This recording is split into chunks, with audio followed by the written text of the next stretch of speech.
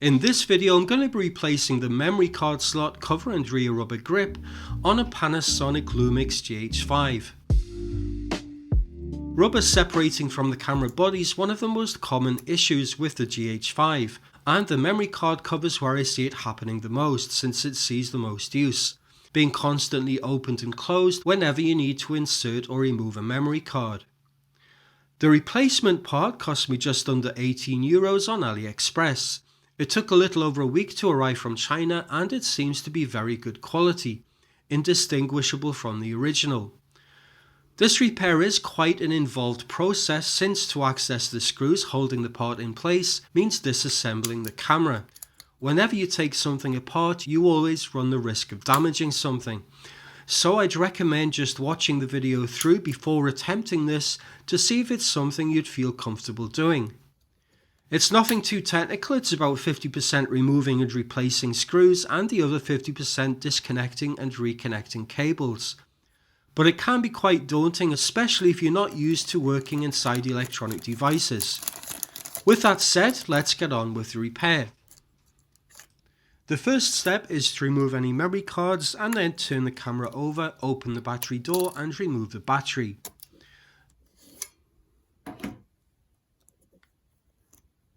Now slide the eye cup upwards from the bottom and remove it from the camera. Behind the eye cup you'll see two screws, indicated here by the red circles. These need to be removed next.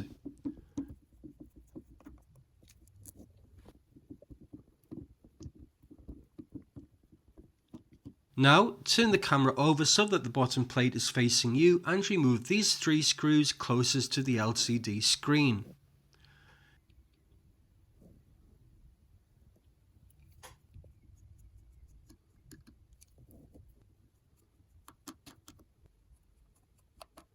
Next we need to remove the battery door, and to do that these two screws need to be removed and then the battery door can be lifted off and put to one side.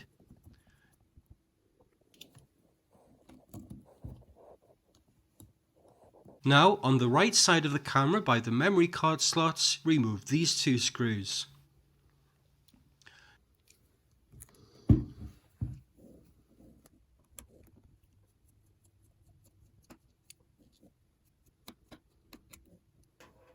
Then on the other side of the camera below the mic port, remove this screw at the top.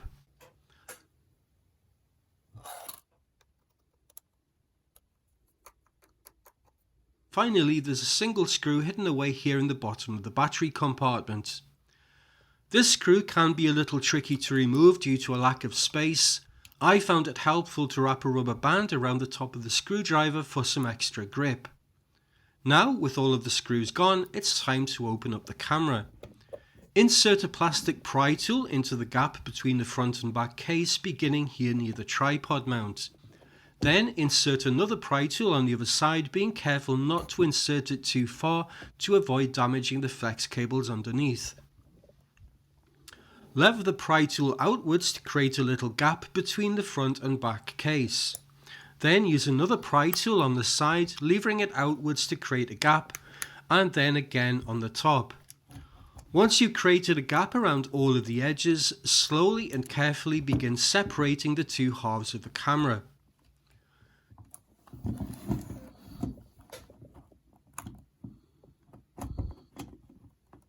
You can't separate the two parts completely yet, as there are still these two flex cables connecting the motherboard to the back. To release them, use a nylon spudger or your fingernail to lift up the retaining flap on the back of the socket, and then you can slide the cable straight back out of the connector parallel to the board. Then do the same with the second flex cable. Now you can lift the back of the camera up and away from the front. If you look at the back of the replacement part, you'll see there are several holes for screws. These screws are hidden away under this metal plate, so we still have some more disassembly to do before we can replace it. We'll begin by disconnecting this flex cable. Flip up the retaining flap just as you did with the flex cables on the motherboard, and then slide the cable back out of its connector. Now there are two screws securing the rear control wheel. These need to be removed next.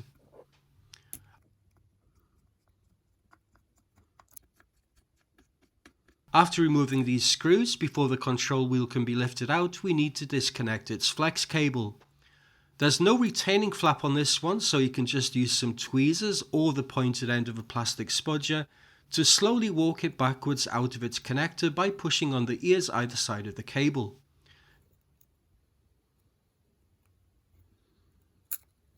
Now the control wheel can be lifted out of the camera and put to one side.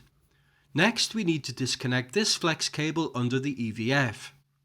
Again, there's no retaining flap on this connector, so just walk it back out of its socket the same way you did with the control wheel cable. Just below that, we also need to disconnect this larger flex cable. Flip up the retaining flap on the back and then slide the cable straight back out of the connector. Then you can lift the cable out and put it somewhere safe. Now remove this screw at the top right of the PCB. Before the PCB can be removed, there's one final flex cable to be detached. Flip up the retaining flap and then, since there's very little slack on the cable, I'm using a piece of electrical tape as a DIY pull tab to pull the cable back out of its connector. Now the PCB can be lifted out and placed somewhere safe. Next, if we look under this flex cable, you'll find another flex connector underneath. This needs to be disconnected as well. Flip up the retaining flap and again I'm using a piece of tape as a pull tab to slide the cable straight back out of its connector. There's one final small flex cable over in the other corner. This cable doesn't have a retaining flap, so it can just be walked backwards out of the connector gradually using some tweezers or a spudger. Now there are a total of 8 screws to remove from the back of this metal plate.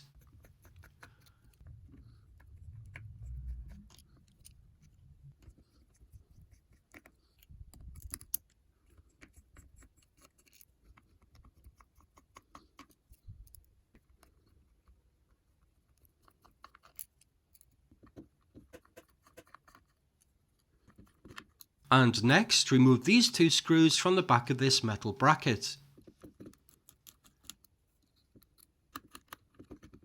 Now, over on the right, remove these 4 black screws from the plastic spacer.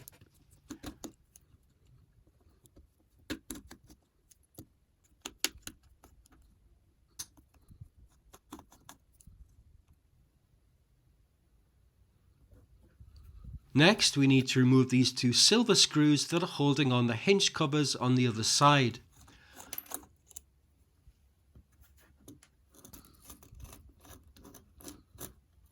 As you loosen the screws, you'll find that the hinge covers drop off. Now you can lift up the plastic spacer and remove it from the back of the camera. Underneath, there's another flex cable. Again, this one can be walked back gradually out of its connector with some tweezers or the tip of a spudger.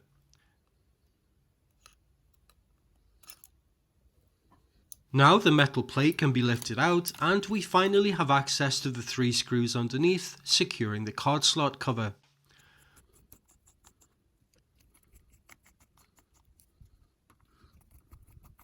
Finally, before the cover can be removed, there are 2 small screws inside the memory card door.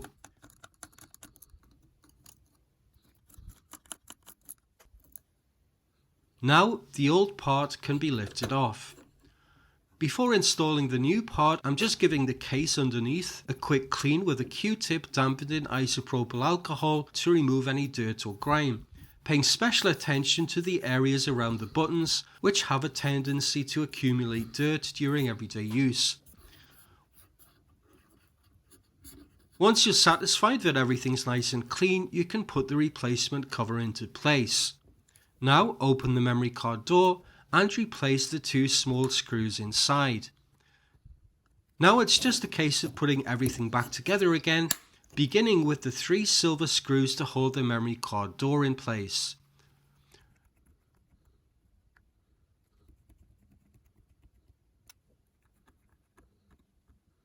Before replacing the metal plate with the buttons, I'm going to take advantage of the camera being disassembled to clean the buttons and remove any grime that might have accumulated underneath.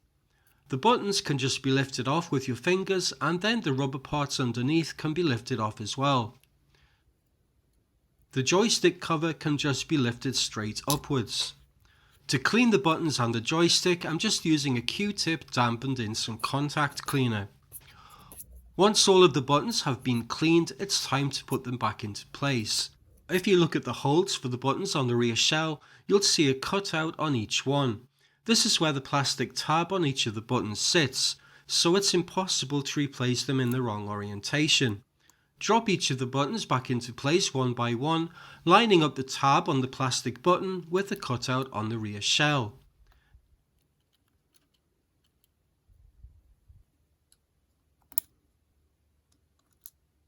Then replace the rubber parts over the top, making sure that the pins on the shell fit inside the holes on the rubber.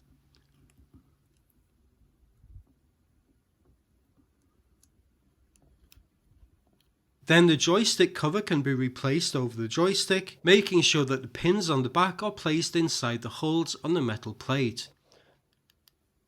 Now you can put the metal plate back into position over the buttons, making sure not to trap the small flex cable at the bottom left. Now replace the 8 silver screws to secure the metal plate.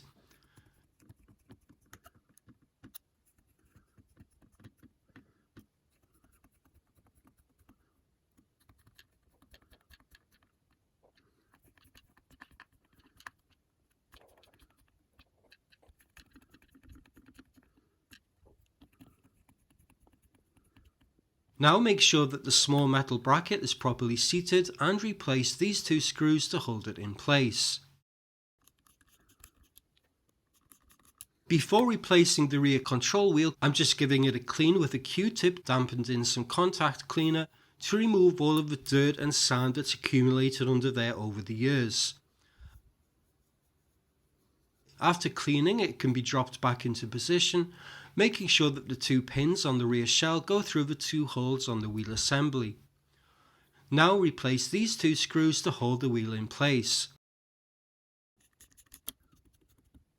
Now it's time to reconnect the small flex cable that connects the control wheel to the rest of the camera. Line up the cable with the connector and gradually walk it back into place using some tweezers or a spudger. Next, replace the small PCB on the right, and then replace the single screw to hold it in place.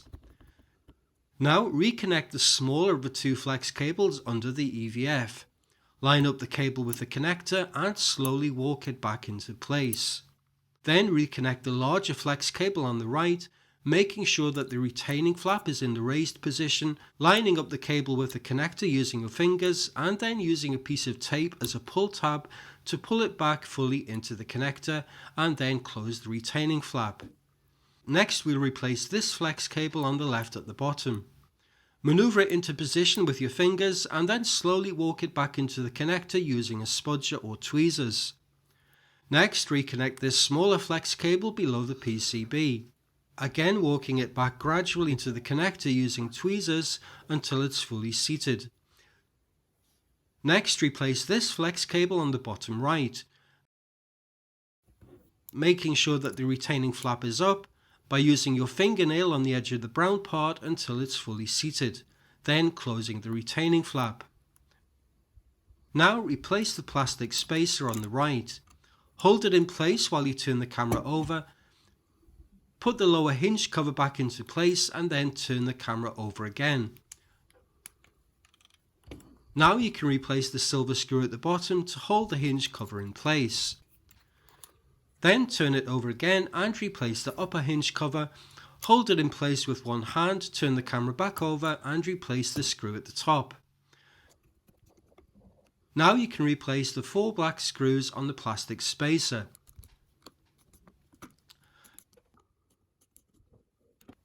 Now we can replace the final flex cable on the PCB that connects it to the motherboard. Line up the cable, use your thumb to slide it into the connector and then close the flap to hold it in place. Now we can reattach the 2 flex cables between the back of the camera and the motherboard. Starting with the lower one, line up the cable with the connector, slide it back into place with your finger and then close the flap. Then do the same with the other cable, making sure that the retaining flap is in the raised position. Use your finger to slide the cable into the connector and then close the flap. Now you can lower the back of the camera back onto the front and slowly push the two halves of the camera back together.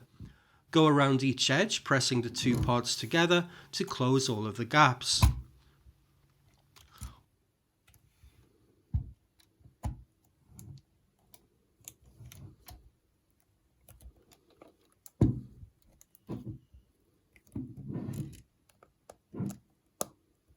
Once you're satisfied that the camera is completely closed, turn it upside down and we can replace the battery door.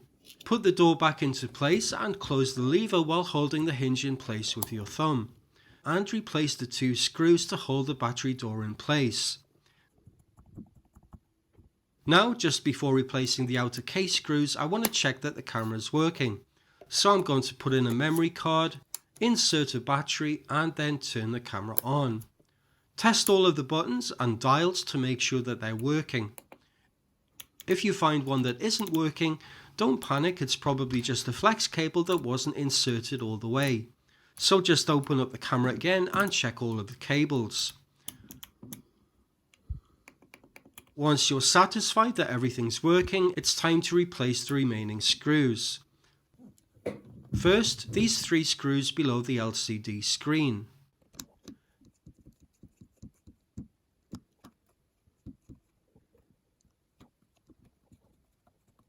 Next, replace this screw at the bottom to the right of the memory card slot. And then this screw above the memory card slot. Now turn the camera around and replace this screw below the microphone port. Next, replace the two long screws either side of the viewfinder.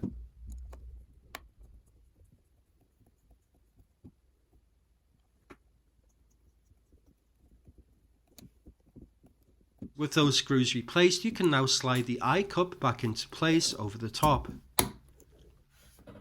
And finally, we just need to replace this last screw inside the battery compartment.